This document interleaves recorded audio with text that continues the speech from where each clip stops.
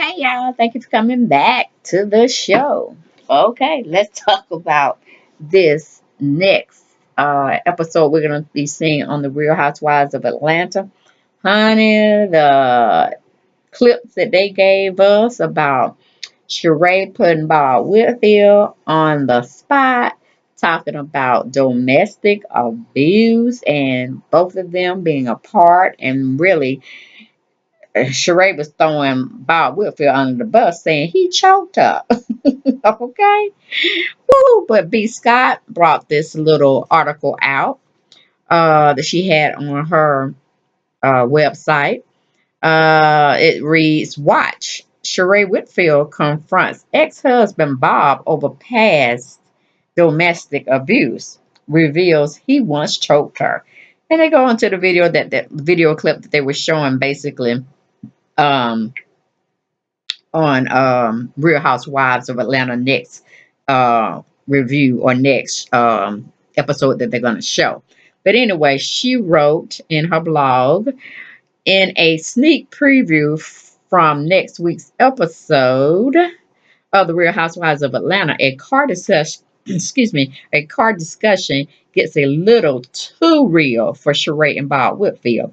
While discussing how Peter and Cynthia Bailey were able to go on a trip to Maui just days after getting divorced, Sheree says that she and Bob wouldn't have been able to be so friendly immediately after they split. Then she goes on to say, wait a minute, my phone is acting up. She goes on to say that, oh shoot. Okay, here we go.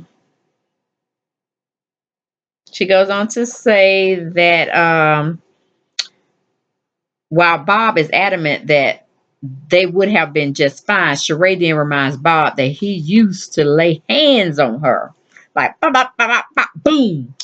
And at one point choked her. I'm like, whoa, hold up now. Hold up. Let's fall back. Let's fall back.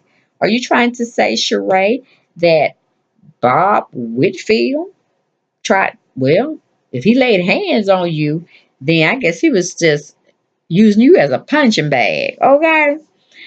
And then you say he almost choked the living daylights out of you. And I know I saw the clip and he said, You saying I choked you? And then she said, Of course I said that. And then he said, Well, I must have didn't choke you very good. Or I should have choked you very good. Something to that extent. But it was like, wait a minute now. Bob, are you confessing that you choked her? I'm like, come on now. That big ass man, y'all seen how he is, how tall he is, and how stocky he is. And he was playing for the Falcons at one point.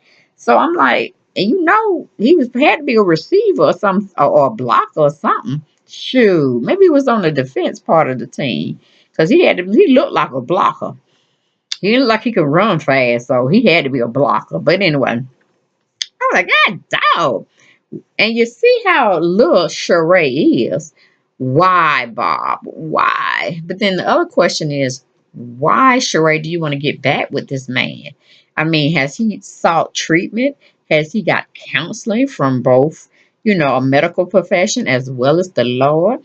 I don't know. I don't know. They say weed, is medicinal purposes, but I'm like, why does he get in like a rage or something, and then he just want to use you as a punching bag, or what's going on? I mean, I saw his immaturity when he had got you sold up in court, and he won against you and Phaedra. And then you asking for your money back from Phaedra. I thought that was hilarious. But I'm like, come on, boo boo. You want to give this man a second chance, and he already told you he didn't choke you good enough? I mean, damn. Nah, I was like, pull over. I can't be with this joker. He don't say shit on TV to embarrass me. That I even was with this joker, and even the thoughts of me trying to take him back. I'm like, yeah, Sheree, that is a stupid move. I mean, all money ain't good money. And we can hasten your life a little shorter because you're sitting up there, trying to go back to the past when you should look forward to the future. Man, mm-mm. You don't want no man that's gonna lay hands on you and then joke about it. Like he's saying, "Oh, that really happened. Oh, I must have didn't choke you good enough then." I'm like, God, dog. There is no way in the hell I would be with somebody they put their hands on me and then make it seem like a joke. You know what I'm saying? I'm like that. That ain't. That's not good, Sheree. Again, all money is not good money. Putting a man in your new house and make, if you don't have the funds to take care of yourself, then don't move in that house. Cause I ain't know in the world I have Bob, up under my skirt tail trying to say, give me this, give me that, or I'm go upside your head. So honey, maybe you need some counseling, Sheree, to see why you backtracking, because that's a hot mess. But y'all, that's my retake, my review on that very short story. Something I wanted to cover because she always talking about Kenya shouldn't let nobody beat on her, or any woman shouldn't let no man beat on them. But I mean, you going back into the same mess. So I think you need counseling, Sheree. Counseling session, baby girl. I mean, you did something with what's called Ayana Van Sant.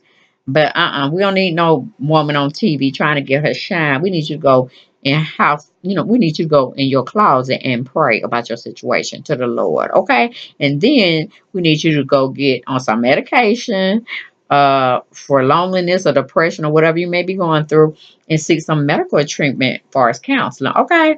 All right, baby girl. That was my take on Sheree Whitfield confronts ex-husband Bob Whitfield while they tape it. I mean, damn, you can get put in jail for even thinking about saying that you did that to her, Bob Whitfield. Come on now, boo. You don't need no jail time. It ain't good for nobody because you can't pay no child support. You know what I'm saying?